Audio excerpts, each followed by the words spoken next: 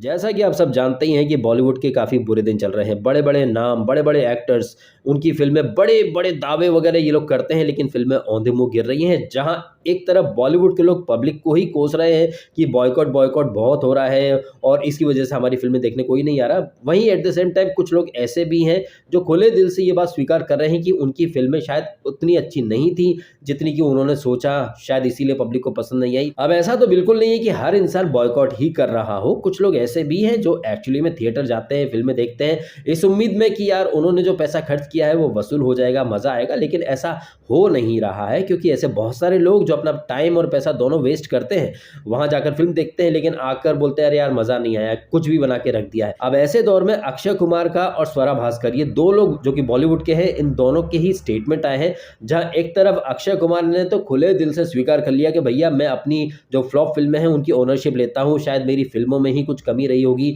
या मैं ऑडियंस का मूड परखने में शायद मैंने गलती कर दी होगी, मैंने जो गलती की है मैं उसको दुरुस्त करूँगा, अपनी फ़िल्मों में क्या मैं कमी कर रहा हूँ, क्या गड़बड़ कर रहा हूँ, मैं उसको दुरुस्त करने की कोशिश करूँगा।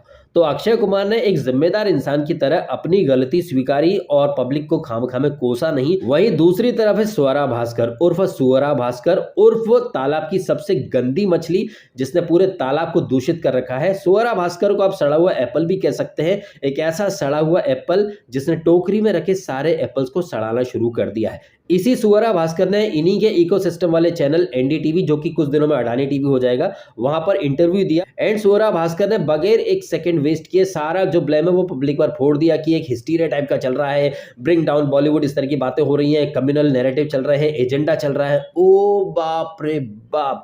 जैसे ही मैंने स्वरा भास्कर के मुंह से वो एजेंडा वाला शब्द सुना, मेरे दिमाग में वो कठुआ प्लेकार्ड वाली ये जो तख्तियां पकड़ के खड़े थे ना, जहां स्पेसिफिकली इन लोगों ने हिंदू, टेम्पल, इस तरह के जो शब्द थे हाईलाइट किए थे, अंडरलाइन किए थे, वो क्या था भाई। यहाँ पर एक तरफ एनडीटीवी में वो इनका इंटरव्यू चल रहा है, नीचे एक स्क्रॉलर चल रहा है जहां पर ये आ रहा कि भैया ये कम्युनल आग कौन लगा रहा है। और ये जो इंटरव्यू ले रही थी एनडीटीवी की जो एंकर कहिए, जर्नलिस्ट कहिए, एंकर का काम क्या होता है, जर्नलिस्ट का काम क्या होता है, सारी चीज़ों का एकदम विश्लेषण करना और आपके सामने बाल की खाल निकाल के रख देना। और ये एनडीटीवी के जो जर्नलिस्ट हैं, जो दूसरों को गोदी मीडिया बोलते हैं, ये एनडीटीवी के लोग कहते हैं कि मोदी जी प्रेस कॉन्फ्रेंस नहीं करते। ये एनडीटीवी वाले प्रेस कॉन्फ्रेंस लेने के लायक तो बन जाओ पहले।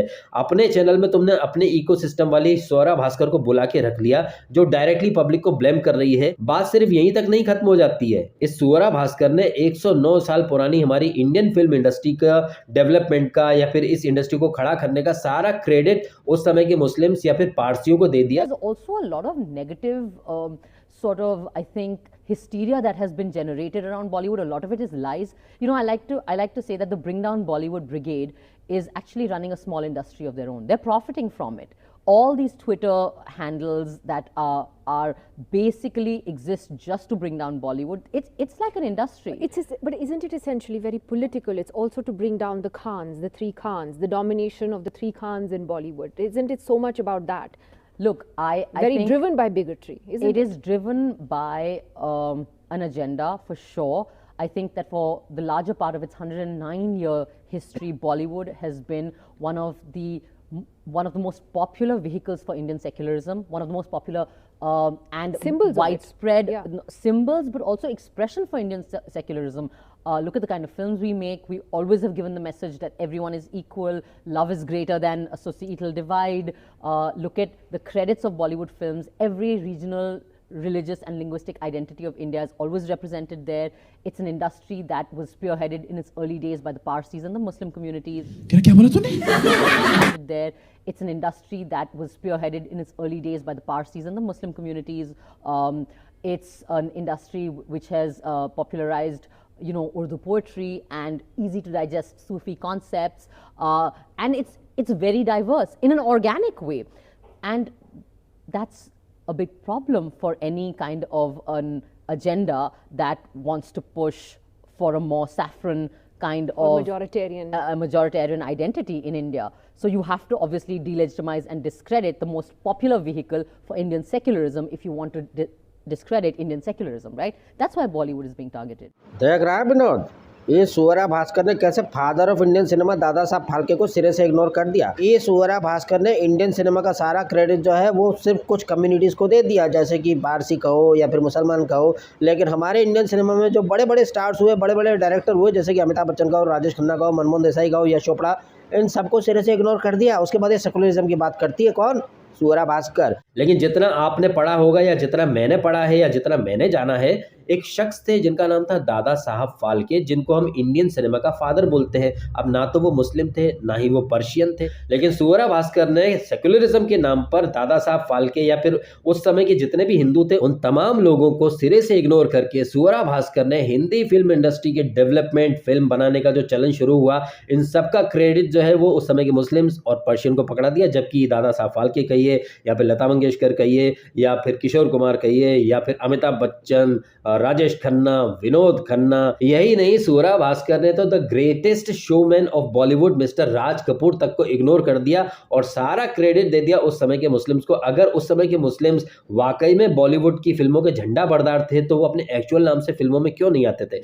दिलीप कुमार जी जो है वो यूसुफ खान के नाम से क्यों नहीं आते थे? या फिर मधुबाला कहें या फिर मीना कुमारी कहें, ये अपने रियल नाम से क्यों नहीं आते थे? जाहिर तौर पर इनकी फैमिली काफी कंजर्वेटिव थी, जो कि सिनेमा को पसंद नहीं करते थे। तो वो लोग जो सिनेमा को पसंद ही नहीं करते थे वो हमारी सिनेमा को डेवलप करने वाले या फिर सिनेमा को खड़ा करने वाले कैसे हो सकते हैं? एंड सबसे बड़ा मजाक तो ये है कि ये जो इंटरव्यू था ये था एनडीटीवी पर। वो एनडीटीवी जो दूसरों को गोदी मीडिया बोलता है, और इसी एनडीटीवी के एक पत्रकार जो कि पत्रकारिता के मसीहा हैं, स्वयंभू मसीहा, वो कहते हैं हम तो पूछेंगे, सवाल पूछना हमारा काम है। लेकिन इसी एनडीटीवी चैनल पर ये जो पत्रकार बैठी थी, क्या ये सवाल कर रही थी? क्या इस न्यूज़ एंकर या पत्रकार ने एक बार भी सुअरा को आईना दिखाया कि डियर सुअरा, तुमने इंडियन फिल्म इंडस्ट्री का जो इतिहास है उसमें दादा साहब फाल्के, उनकी बनाई पहली फिल्म राजा हरिश्चंद्र, इन सारी चीज़ों को बड़े सिरे से इग्नोर कर दिया? तो डियर सुअरा, जो तुम आज कह रही हो कि एक पर्टिकुलर जो कम्युनिटी वाले हैं वो खान्स को नीचे लेकर के आना चाहते हैं जस्ट बिकॉज कि ये जो बॉयकॉट वाले हैं ये मेजॉरिटी में है, तो ये मुसलमानों को टारगेट करना चाहते हैं, उनका जो क्रेडिट है उसे इग्नोर करना चाहते हैं। तो डियर सुअरा, तुम भी तो वो जो उस समय के हिंदूज थे उनके काम को इग्नोर ही कर रही हो। तुमने अपना जो स्टेटमेंट दिया वो तुमने दादा साहब फाल्के के काम को इग्नोर कर दिया। तुमने उस समय जितने भी हमारे लेजेंडरी एक्टर डायरेक्टर थे, शंकर जयकिशन, मदन मोहन जी या फिर मन्ना डे कहें या फिर किशोर कुमार कहें, मुकेश कहें, महेंद्र कपूर कहें, राजेश खन्ना, अमिताभ बच्चन वगैरह, मतलब ये थे ही नहीं, ये एग्जिस्ट ही नहीं करते तुम्हारे हिसाब से। बिकॉज तुम्हारे हिसाब से बॉलीवुड जो है, हिंदी फिल्म इंडस्ट्री जो है, वो पर्शियंस एंड मुस्लिम्स ने ही डेवलप की है। तो मतलब ये सब कहाँ से आ गए? तो यहाँ पर इस इंटरव्यू में सुअरा ने खुद को ही एक्सपोज कर दिया है। वो सेकुलरिज्म के नाम पर सिर्फ अपीजमेंट पॉलिटिक्स करवाना चाहती है, जो कि हम देखते हैं चाहे शाहीन बाग हो, चाहे इधर उधर की और भी जो चीज़ें हैं।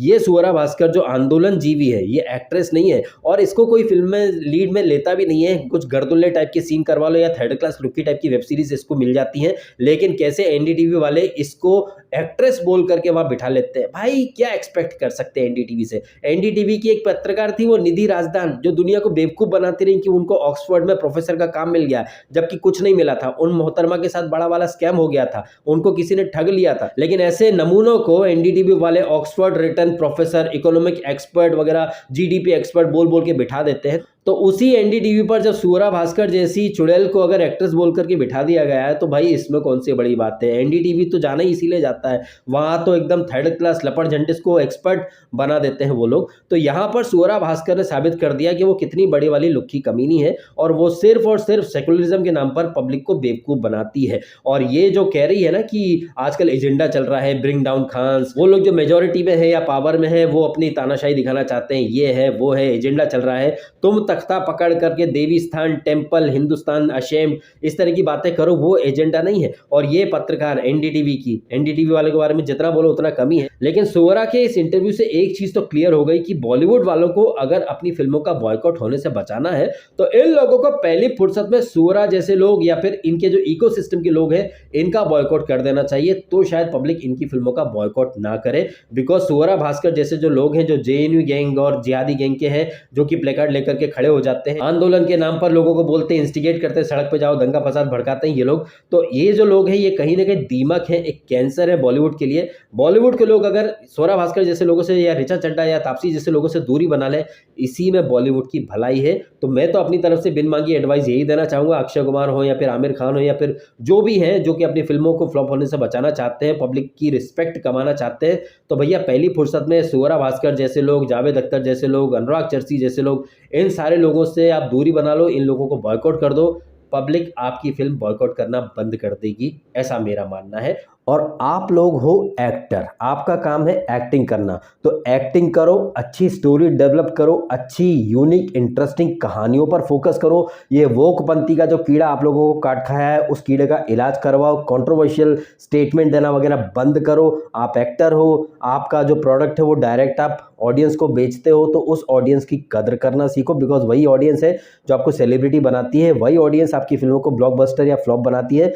तो उस ऑडियंस के सेंटिमेंट्स की कदर करना सीखो, उस ऑडियंस को अच्छा कंटेंट प्रस्तुत करो, अच्छी स्टोरीज उनके लिए लाओ। ऑब्वियसली लोग आपकी फिल्म देखने ज़रूर आएंगे। जब हम साउथ की फिल्में देख रहे हैं या हॉलीवुड की फिल्में लोग बड़े इंटरेस्ट के साथ देखते हैं, तो आपकी फिल्में भी देखेंगे, बशर्ते आप अच्छा कंटेंट तो लाओ। आप अपने काम पर फोकस करो ना, आपका काम है एक्टिंग करना, और ये स्टेटमेंट या बयानबाजी या फिर दूध मत चढ़ाओ या फिर ऑडियंस को बोलना कि भैया जिसको आना है वो आए, नहीं आना है मत आए। तो भाई आप लोग कोई यूट्यूब का वीडियो नहीं बना रहे हो जो कोई नहीं देखेगा, स्किप कर देगा, चल जाएगा। आपकी फिल्में तो मतलब थिएटर में लगती हैं, वहाँ थिएटर में लोग भी काम करते हैं, तो आप सबका सोचा करो, उसके बाद स्टेटमेंट दिया करो।